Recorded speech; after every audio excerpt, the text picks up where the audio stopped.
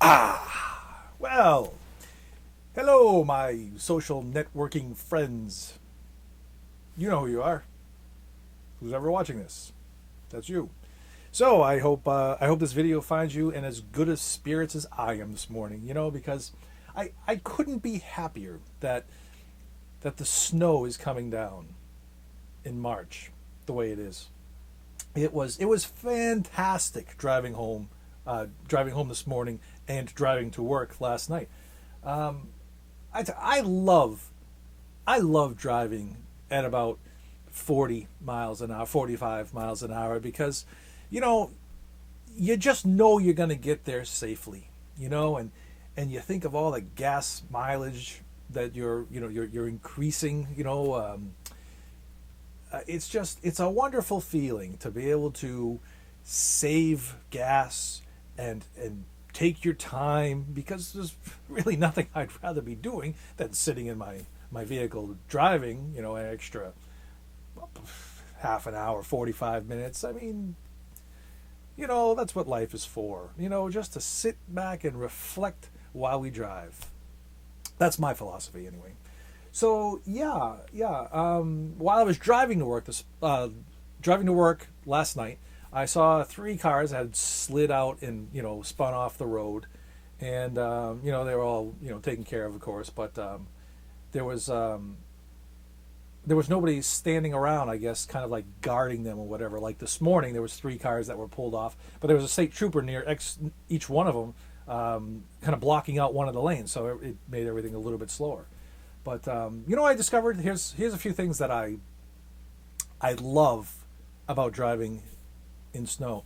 It's the sharing of the road with all kinds of people who like me like to drive as slow as possible. I love it.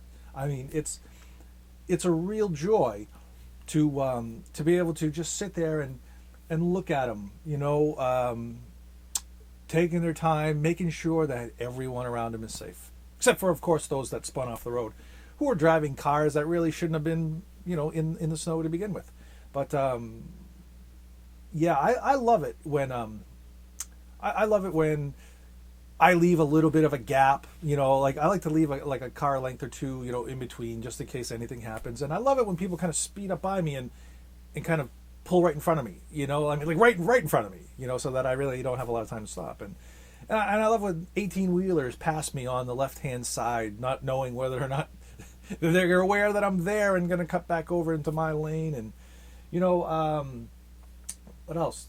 I love when people are driving in the left-hand lane. You know how I said I was annoyed by people that drove slow in the left-hand lane? Well, I love it when they do it in a snowstorm and they're going about 40. I love it. I just think that it's fantastic. I was thinking maybe, just maybe, if there are people that are that timid and that petrified of driving in the snow, maybe stay home, or find a vehicle that's better in the snow, or have somebody drive you that's much more attuned to driving in inclement conditions, because I feel pretty good out there, and I don't mind kicking it up a notch or two on the old speedometer. But hey, what it is too. What gets me, because not only do I got to drive in this crap, with a bunch of people that make my day, but these weathermen predict like that we're going to get an inch, and it's going to turn to rain, and you know what? They're never right. Never. You know what? They predict the weather as it's happening. Okay, so yeah, if we're going to get a 1 inch or two, well, they're going to come back later on and say, well, it's going to be 6. Okay, or now it's going to be 12. Oh yeah, I guess you're right now, because you weren't right every other time you said it. But how do you get to keep your job? You're always wrong. You predict the weather, but you're always wrong. How can you make a mistake every single day and keep your job? Somebody let me know. Because I'm curious. I'd love to make a mistake every day and keep my job, but I can't. So anyway, yeah. I guess that's what I'd love to see is a reason why you guys get to keep your job. So anyway, found out some news yesterday. It was kind of sad news, actually.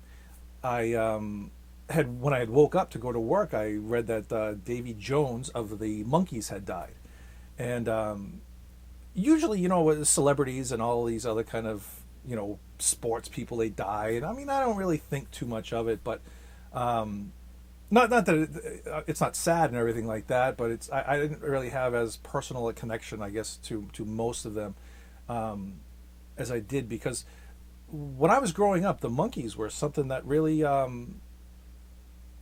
don't know. I kind of grew up with them, and I was inspired in a lot of ways by watching them in certain aspects, and actually, out of all the Monkees, I mean, I liked them all, but Davy was my favorite. I think I related most to him, and he just had a quirky style, and I don't care for the British accent, and I don't care for most actors, and some I'll give a pass to because I like them, their personalities, their characters. But Davy was one of those ones that he could have spoken any language. I love the guy. He was just he just had that charisma, and on the television show, I just kind of I love the fact that a girl would always come in, and his eyes would light up, and all of a sudden there was going to be trouble. So I guess I kind of relate to that in some respects. But yeah, it was very sad for me because he was somebody that I kind of idolized. One of the first people that I idolized when I was very young, and I kind of miss him because I was. I mean, I guess we'll always be able to see him, on film, but knowing he's not around anymore, I guess it's kind of sad. And it's well, I guess there's not much else to say on it. I have a good friend who was very. He had everything Monkees. I mean, like, this guy knows every detail there is to know. Probably has everything that they have ever produced, and he even interviewed Davy Jones at one point in time on a I think it was like 10 years ago on some kind of bus tour or something. But I imagine he'd probably take it a little bit even harder than I did. But what that kind of thing happens, and you just got to try to appreciate all that you got when you had the chance to. But I also found out there's friends of mine, coworkers, and other people that I know that have had there's things going on in their lives, their personal lives, like health issues with their loved ones, fathers, relatives, spouses, or just significant others or whatever. And it's kind of it's one of those things where it's hard to talk to them about it because they might be upset about it, and I really don't want to upset them. I'd rather find out whatever it is going to help them kind of get through it and be that for them. But at the same time, I kind of hope that they know that I'm thinking about them, and I can relate to that kind of thing, whether it's loss or somebody just going through a difficult time. And I mean, it made me think, not to take away anything from what these people are going through now, but I mean, I remember myself thinking about my father had open heart surgery back 6 years ago, and I'm not I don't know, I've had a kind of tumultuous relationship with my father since growing up, and still I just remember learning about the fact, and I was just in denial and made sure those doctors knew exactly what they were doing. I pumped them with questions, and I mean, I was scared. I was kind of scared to death almost, because I wasn't ready for anything to happen to my father, or worse, lose him. That scared me. So I can certainly understand the feelings that other people have when those thoughts could even come up. So yeah, I guess I my heart's with everybody that is experiencing anything like that. So anyway, there was I don't know. I guess, was there anything good that happened? Well, I did see some people. You know what's funny? I actually saw some people that had wedding pictures up online. Some people I know got married recently, and it's great. I feel great when a lot of people that are in my lives that have actually gotten married. Just because, I mean, I don't know that it's for me, and I don't know that it's ever going to happen. But I mean, there's probably many reasons why. Just look at the freaking hair again. Look, but. Yeah, it's kind of weird when somebody you kind of like. There's only a certain amount of girls that I've actually really kind of crushed on. Have you ever like secretly crushed on somebody, and you never really told them because it just they didn't feel that way about you, or you just knew that it probably wouldn't have worked out, but you kind of secretly still always had like that little crush. Well, it's weird when somebody like that gets married because like all of a sudden now like oh now it's over, because now they're married and stuff.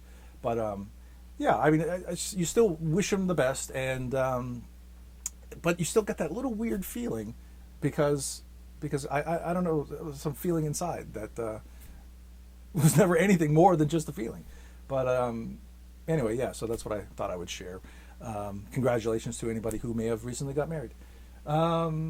Also, I guess one thing that that came up yesterday, like a lot of coworkers like to talk about Apple products, and I'm not, I don't know, do I even want to really go into that?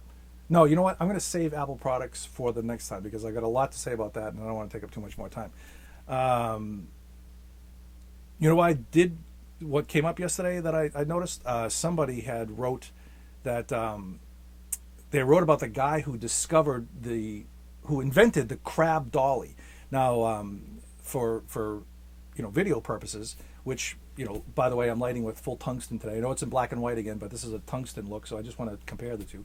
But the crab dolly was invented by this director from the 40s, 50s. His name was Vincent Minnelli. It's actually Judy Garland's husband, Liza Minnelli's father. And the crab dolly is something that the wheels will move in any direction. So it was kind of cool. I didn't even realize that he had invented it. But yeah, I mean, I thought that was, I'll share it with you. And I was also reminded of something else today where it was, I don't remember how many months ago it was, but it was something that had come up. I had said something to a coworker, and it was something they said, and I thought they were really cool for saying it. And I said something about, where have you been all my life? And it reminded me of something that somebody had said to me a while back. This girl that I had been talking to, I kind of was hitting on her a little bit, and but not really. Well, maybe really. And I said the same thing, where have you been all my life? And her response was, well, for half of it, I wasn't born. So I didn't really like her that much after that, when I think about it. But anyway, I've rambled on long enough. So I hope everybody is enjoying the New England snow that we have. And be safe, and I'll see you soon, I suppose. We'll see.